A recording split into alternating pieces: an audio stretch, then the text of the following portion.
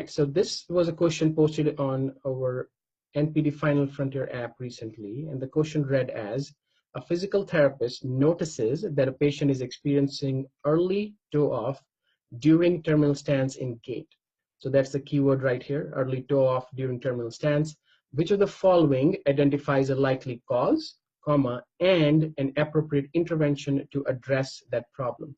So you're given the problem, which is early toe off. We have to find out the cause, and we have to go one step ahead and find the intervention. So your options are hip flexion contracture and prolonged stretch as an intervention. Option B, hip adductor weakness and progressive strengthening as the treatment. Option C, gastrocnemius weakness and ultrasound as an intervention. And option D, great toe flexion weakness and progressive strengthening as the intervention. And the correct answer listed is A, but let's go ahead and talk a little bit about why A is correct and what we could do to answer these questions on the upcoming NPTE. I'm going to use an example with my hand and my arm. So I'm going to make my left arm as my floor, and I'm going to show my right hand as my right foot. So I'll show right heel strike, right foot flat or mid stance, or then right toe off or terminal stance. And I can also draw it here real quick on the bottom part of the screen. So this blue color is my floor, and I have a red leg walking, and I could do a heel strike, I could do a mid stance, and then I would go into terminal stance. So at terminal stance, as you can look, my heel is going to be off the ground and my toe is touching, and the question is asking, what are some of the causes for the early toe off during terminal stance? And if you look at this, you can see that the hip has gone into extension, and if we limit the hip from going into proper extension, it's going to cause the toe to lift off earlier than normal gait. And that lack of extension is usually going to be caused by the muscles in the front. So if you look at the interior part of your thigh, your hip flexors, which is usually going to be your iliopsoas or your rectus femoris, if they're tight, that's going to prevent my hip. My hip wants to go into extension, so it's preventing my hip to go into full extension because of the tightness of the antagonist muscle, which is the hip flexors. So tightness of hip flexors is stopping the hip to go into full extension, which is causing an early toe off during terminal stance in gait. So the correct answer, the first part, is hip flexion contracture. And then the second part of the answer is, what's the intervention? So to treat a hip flexion contracture, the easiest way you can do that is stretching. You can do strengthening of the opposite side of the muscles, or you can do the stretching of the same side. So stretching of the hip flexors will be an appropriate intervention. So again, if there's a patient who has an early toe off during terminal stance, it's most likely caused by lack of extension, which is caused by a hip flexion contracture, and a prolonged stretch would be a wonderful intervention to address that cause. Now let's look at other options. There are other options which have listed are hip adductor weakness, which is progressive strengthening. But this question is talking about more of a flexion extension. So you have to stay to your plane, and you don't have to go and try to find problems in the frontal plane. So that second option would be wrong.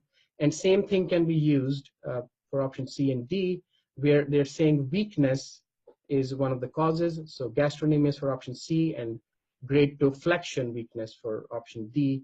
Both of the causes of weakness are not going to cause an early toe off. An early toe off is usually by limitation in the range of motion, and that makes hip flexion contracture as the correct answer. Okay, perfect. Let's go on and do another example to make sure that you understand the concept if it's applied in a different situation. So I'm going to try to do another practice question, and this question is going to be, during evaluation, the physical therapist observes a shorter right step length. So what I'm saying here is, now we're changing the quotient stem a little bit, and we want you to think about a shorter right step length. What does that mean? So we'll go back to our floor, we grab the leg, and now the person is trying to land, and remember, step length is the distance from a contralateral limb with repeating the same event to the same side limb, which means from left heel strike to right heel strike would be my right step length. So if I'm trying to, let's say my two legs were right next to each other, and now my right leg wants to take a step. So if my right leg wants to take a step, it's going to be landing. It's going to be called loading response or initial contact first, initial contact and then loading response. If that's the case, then what's happening here is we are asking you, what's the most likely reason for this gait deviation? So the reason for this gait deviation is options. Option A, right hip flexor contracture. Option B, right hip extensor contracture. Option C, right AB abductor contracture. And option D is left adductor contracture. So again, I can answer this question using the same principle as I used in the previous question. I can first stick to my plane, which means the question is asking about step length, which is we're talking about the sagittal plane, and that means the right adductor or abductor contracture and the left adductor contracture are wrong. So I can erase them and say they are the frontal plane options I want to answer in my sagittal plane. The second thing I can do is I can read the question stem and ask about shorter right step length. So now what's happening is my hip wants to go into flexion, but someone is stopping it from going into flexion. So which muscle is going to stop it from going into flexion? The muscle which is opposite. So now I have the hip extensors, which are my gluteus maximus, and you can say hamstrings. If the hip extensors are tight on the same side, they are going to stop me from going into full extension, full flexion, and that's going to cause me a decrease in the step length on the same side. So the correct answer will be a right hip extensor contracture will cause a right short step length. Okay.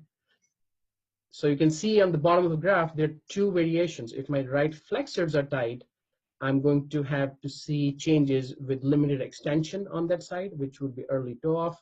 And if my right hip extensors are tight, they're going to show changes as depicted in a shorter right step length. Okay.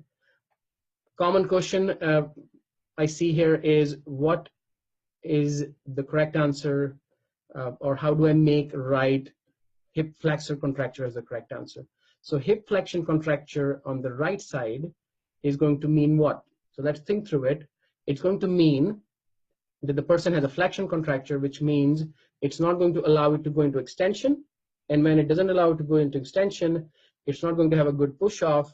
And in sense, if the right extensor extension is not happening properly, it's going to affect the opposite side. So it's going to affect the left step length. So my left step length will be reduced if I have a right hip flexion contracture. Okay, so that makes A as incorrect. Okay, perfect. I think these two questions between the hip extension contracture on this one and the previous one talking about the hip flexion contracture should help you answer questions like this on the NPTE. But feel free to ask me any questions and have a great day.